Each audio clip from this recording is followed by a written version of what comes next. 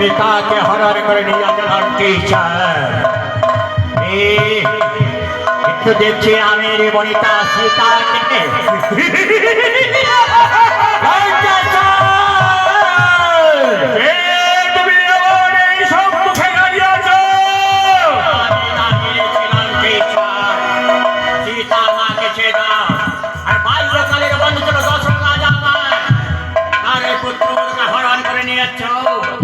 আমি জীবিত থাকতে তোমাকে হরণ করে নিয়ে যাবো না শয়তান। ওরে লঙ্কা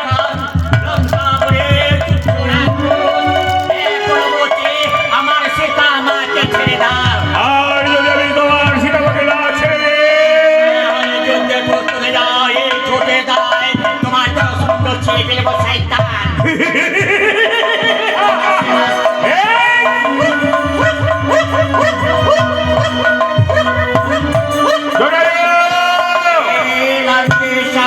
আমিও তোমায় এখনো বুঝিয়ে বলি জটায়ু, স্বেচ্ছায় তুমি আমার কথা ছেড়ে দাও, তাহলে তোমার আমি ভবনীলা সঙ্গ করে দেব।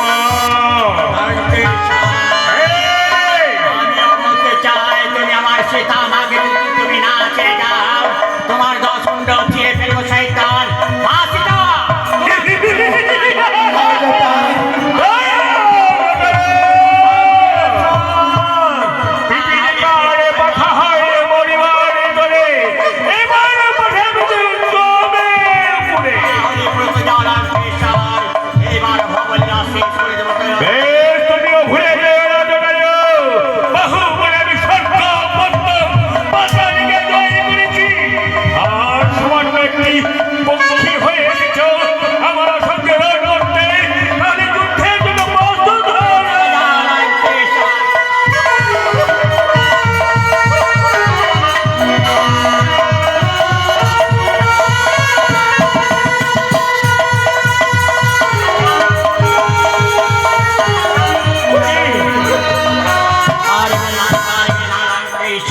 আমি বাহু বলে আমি স্বর্গ মস্ত পাতালে জয় করেছি, কিন্তু সামান্য একটি পক্ষীর সঙ্গে আমি পরাজয়।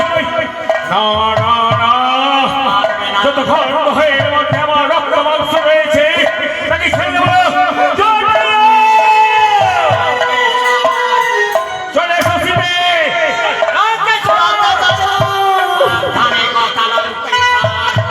আমার সীতা মার হাত দাও, এই ছোট ভোতায় চলে গেছে। এখন তোমার 10 মুন্ড ছেড়ে দাও শয়তান। এখনো বলছি বাঁচা দিশা থাকে, এই মুহূর্তে খাতে পারি যাও আমার সীতা আমাকে ছেড়ে। মা সীতা আমার বিশ্বে যাবো, আমি তোমাকে রামের কাছে ফিরে নিয়ে যাই। তাই আমি তো তাই বাঁচি। আগে তুমি আমায় পরাজয় করে তোমার সীতাকে নিয়ে যাবে সেই তোমার সঙ্গে। আগে আমার যুদ্ধে আমাকে যুদ্ধ করে পরাজয় করো। এবার তোমার হবলেরা শেষ হয়ে যাবে শয়তান। আমার নাম জটাই পাখি। এরপরে তোমার 10 মুন্ড ছিঁড়ে ফেলো শয়তান।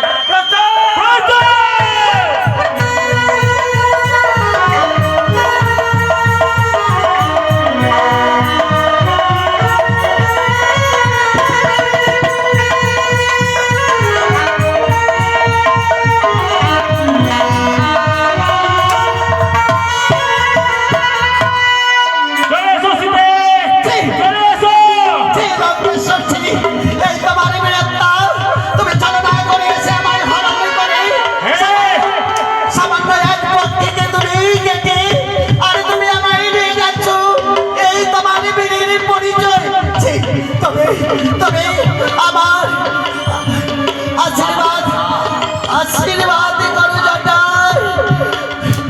আমার স্বামী যতক্ষণ আসেনি তোমার মৃত্যু হবে না জটাই।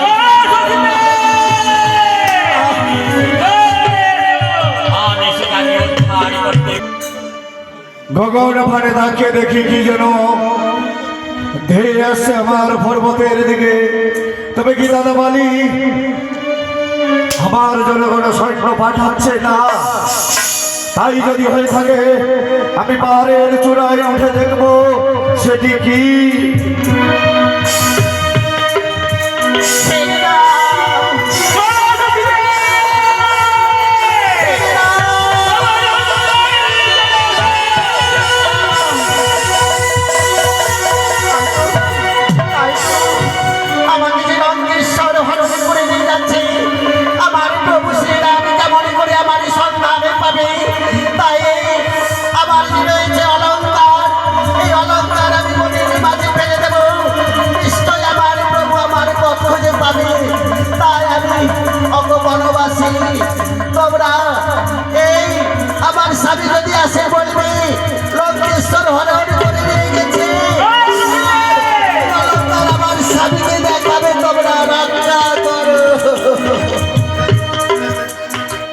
হুজুর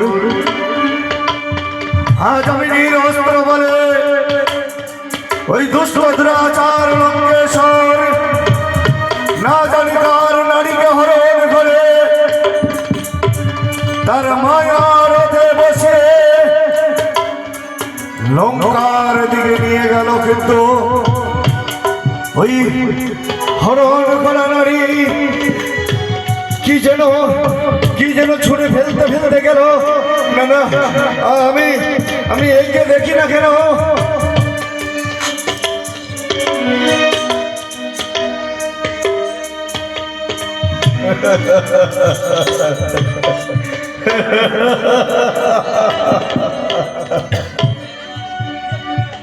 বাহ বারে নিষ্ঠুর নিয়তের নির্মম পরিহাস। এক এক করে তার সমস্ত অলঙ্কার গুলো খুলে ফেলতে গেল। না জানি হয়তো এই অলঙ্কার হলো তার জীবনের শ্রেষ্ঠ কাজ, তাই আমি এই অলঙ্কারকে অতি যত্ন করে রাখবো। ঠিক হয়তো কোনোদিন কাজে লাগবে।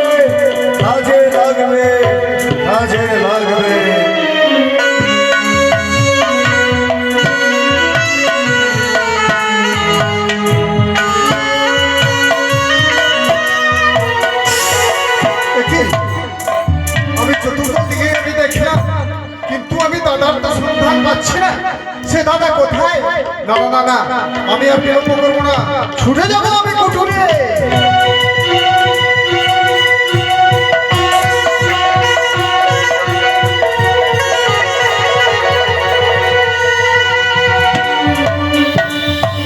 এই তো আমি কুটিরে এসেছি, কিন্তু সদর দরজায় রেখে গেছিলাম ভাই লক্ষণকে। তাকে তো আমি দেখতে পাচ্ছি না,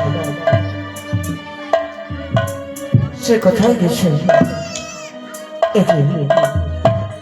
কুটিরে রেখে গেছিলাম আমার সেটাকে, সেও তো কুটিরে নেই। নিশ্চয় হয়তো মৃগ ধরা যাওয়ার পর তারা এই গভীর কারণে ভ্রমণ করতে গেছে, বেশ করেছে। কেননা আমি আদেশ দিয়েছিলাম কুটির পরিত্যাগ করে তোমরা কোথাও যাবে না। আমারও তো অনেক সময় গত হতে চলেছে, ওই মৃগর পিছনে ধাওয়া করতে করতে আমি ক্লান্ত হয়ে পড়েছি। বেশ কিছুক্ষণ কুটিরের সামনে আমি অপেক্ষা করি, নিশ্চয়ই ভ্রমণ করে তারা পুনরায় কুটিরে ফিরে আসবে।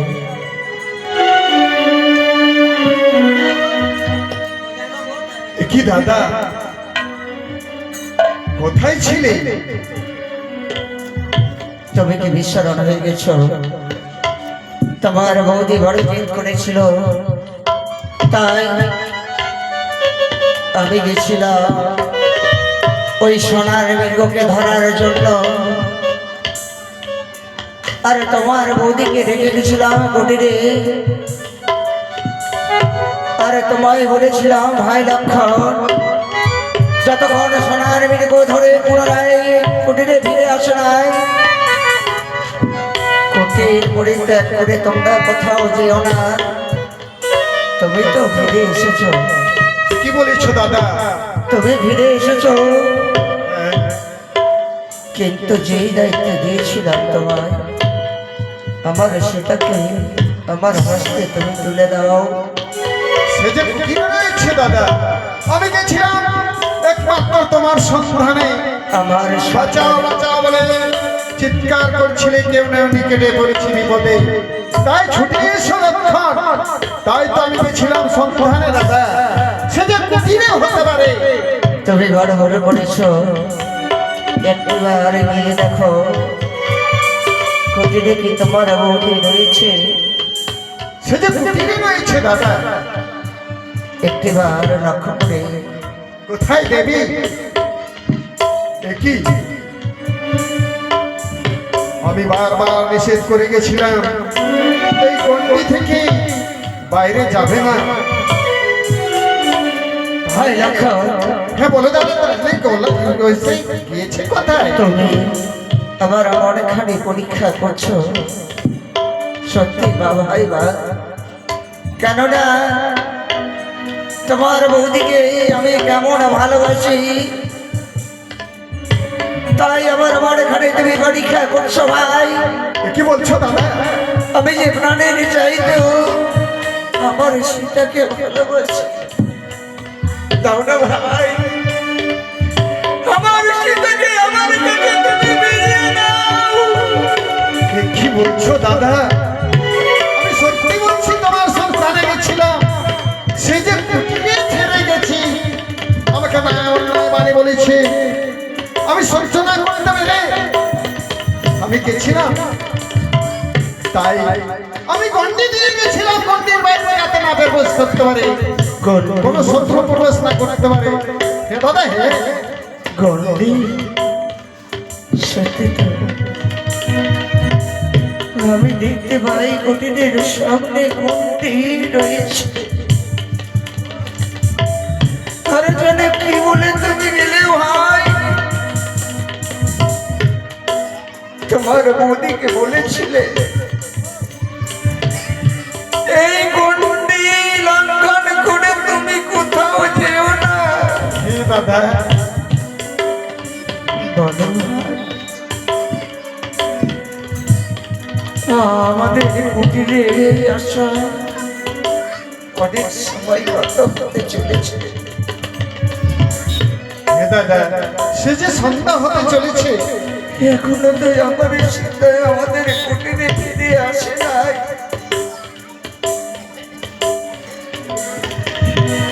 কেমনকি বনের হিংস্র জন্তু জানোয়ার তাকে গ্রাস করেছে।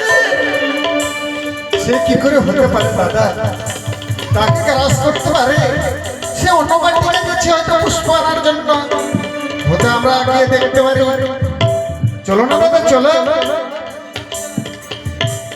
হাই লক্ষণ, হ্যাঁ বলো দাদা। একটিবার দেখো ভাই, কেমন সন্দেহ হবে। এখনো তো আমার সীতা আমাদের কুটিরে ফিরে আসে না। ও আইলো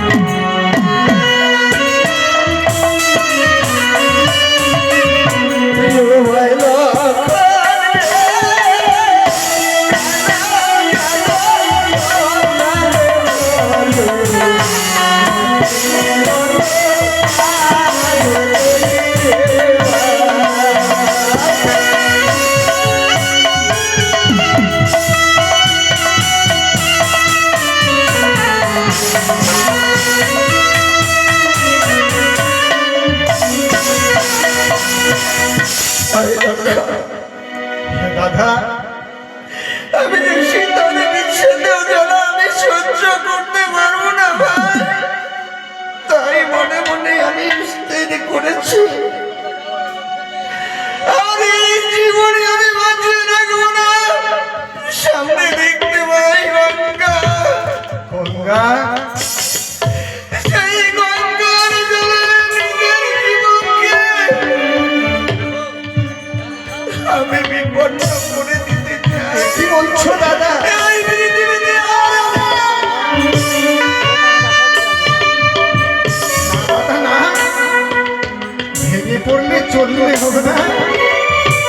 জানো দাদা, আমরা অবশ্যই দেবীকে সন্ধানে যাব, আমরা অবশ্যই দেবীকে আমরা সন্ধান করতে পারবো দাদা। চলো না একটিবার আমরা তার সন্ধানে যাই দাদা। তুমি বলতে চাইছ আমি গেছিলাম ভিতরিতে করে সোনার মেয়েগুলোকে ধরার জন্য। সেই মেয়েগুলোর মুখে আমি মানখানে নিক্ষেপ করেছিলাম, আমার কণ্ঠস্বর দিয়ে সেই মৃত্যুখানি আর্তনাদ করে ডেকেছিলাম। সেই কণ্ঠস্বর তুমি শ্রবণ করে গেছিলে আমার সন্ধানে। আমি বিশ্বাস করছিলাম না দাদা, সে অবশ্যই মায়াবী, কিন্তু দেবী বুঝলো না দাদা, তাই তো সে কথা সেই কুটিরে রেখে গেছিলে তোমার মোদিকে। হয়তো কোনো হিংস্র জন্তু জানোয়ার এসে তোমার মোদিকে ভয় দেখিয়েছে। নিজের জীবিকা রক্ষা করার জন্য কুটির পরিত্যাগ করে কোথাও নির্জন কাননে রয়েছে।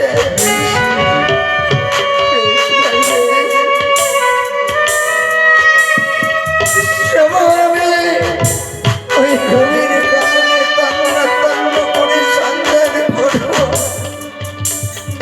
যদি বেঁচে থাকে নিশ্চয়ই তোমার বোধের আমরা সন্ধান করতে পারবো। হে দাদা, অবশ্যই আমরা সন্ধান পাবো। চলো দাদা, চলো। কোথায় দেবী?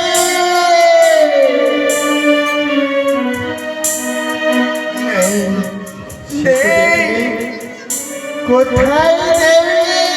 নেই মনে হয় আমার সেই ঘরের কারণে।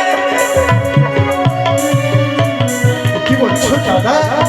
শতবার মূর্তি বলে তুমি সারা দিয়েছ, এখনো তোমার মূর্তি তো তোমার সাড়া ডাকে দিচ্ছে। সাড়া দেয়নি। আমি যে বুঝে উঠতে পারছি না কেন সারা দিচ্ছে না। সে কোথায় গেছে?